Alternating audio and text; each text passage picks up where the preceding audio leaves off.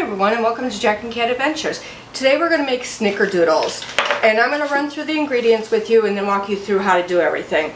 So in a separate bowl you're going to put in 2 3/4 cups of flour, 1 teaspoon of baking soda, 1 teaspoon of salt, a 1/4 teaspoon of salt, and 2 teaspoons of cream of tartar. And you're going to sift it. You can use your whisk just to sift it through. Now, in this bowl I have a cup of butter, 1 1/2 cups of sugar, and I'm going to mix that until it's light and fluffy.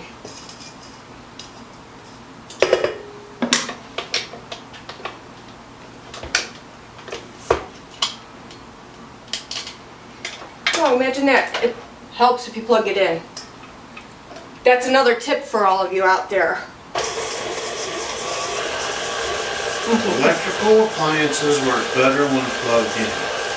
Note taken.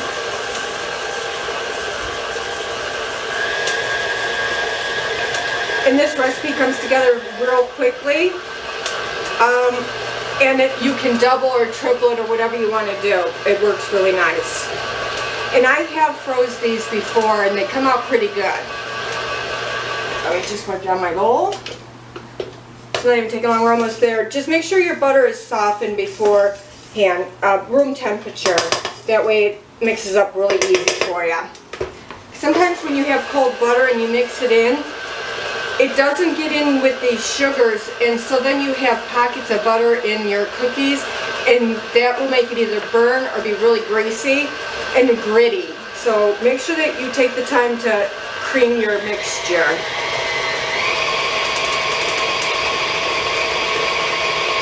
And I am using unsalted butter. But you can use salted, just back off on the salt a little bit. Or don't even put it in. Okay, so now this is nice and creamy. I'll show you guys. It's light and creamy. Okay. Now at this stage we're going to add our eggs one at a time. And we are going to be adding 2 eggs. So one at a time.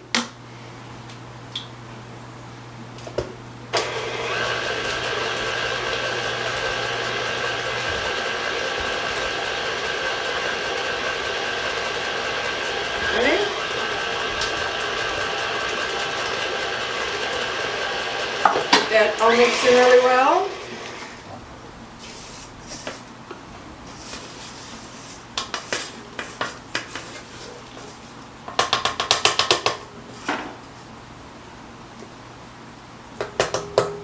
Okay. And now you're going to put in 1 teaspoon of vanilla. That's that. And then all we're going to do is put in our flour mixture.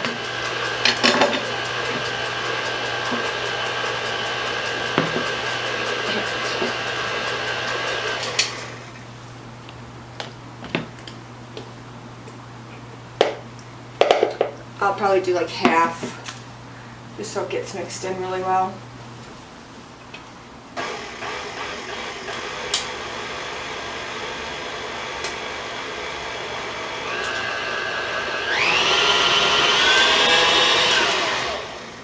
Okay, and then we'll just add the rest.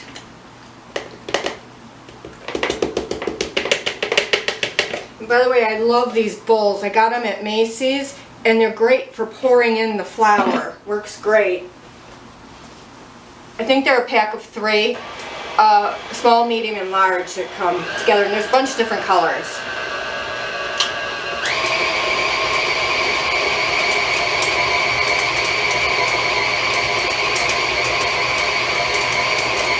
Okay, I'm going to scrape down one more time.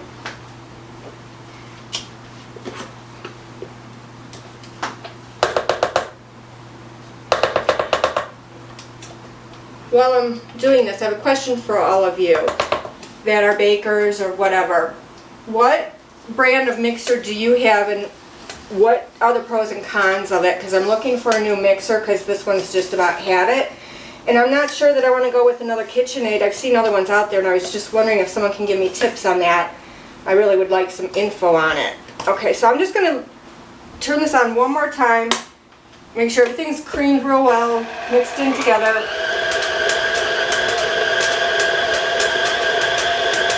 This dough smells so good.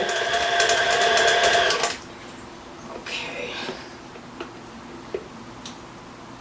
Start mixed at the bottom.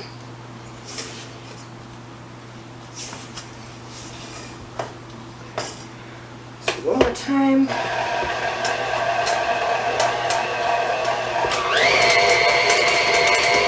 Alright, that's done. See how nice the dough is? Just falls right off the beaters. That's perfect dough. Doesn't stick to your hands.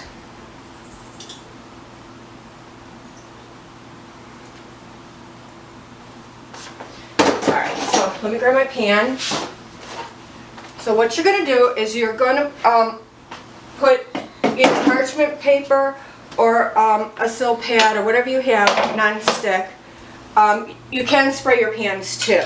So what you're going to do is you're going to take a baller, or you can use your hands, whatever you have at home. Don't go out and buy special stuff. If I'm using it, it's just because I have it. So what you're going to do is you're going to do your ball like this, and you're going to roll it. Now, the recipe calls for 3 tablespoons of sugar and 1.5 teaspoons of cinnamon. I don't even follow that because we like it real cinnamony. So if you know how to make cinnamon sugar, do what you like. If you like less cinnamon and more sugar, do whatever you guys want. So all you do is roll your ball in the sugar and place it on your cookie sheet. They're going to bake for 6 to 7 minutes on 375, but I would check them at about 5 minutes because sometimes they do go a little bit quick. And space them about 2 inches apart because they do spread. Alright, I will finish this up and I'll show you how it looks when the tray's done. Alright, so I finished the first tray, and as you can see I have them about 2 inches apart. That's perfect. Now what you're going to look for for doneness is a very light brown bottom. Very light. You kind of want them a little underdone because in the middle the outside will be crunchy and the inside will be soft and chewy. So I'm going to put these in and I'll be back to show you what they look like when I come out. Alright, here's the finished cookies. I got about 4.5 dozen, and they took about between 8 and 10 minutes, but check yours after like 5 or 6. And halfway through I did turn them because my oven bakes off. But please try this, like, share, subscribe, and remember, you do you.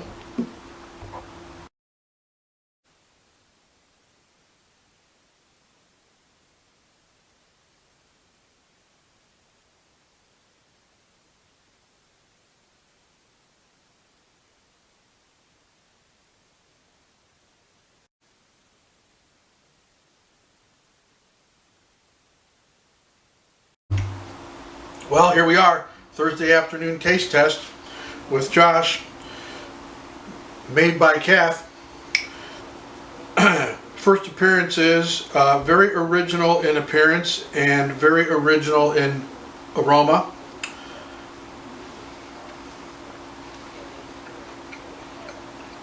Taste and consistency is very original.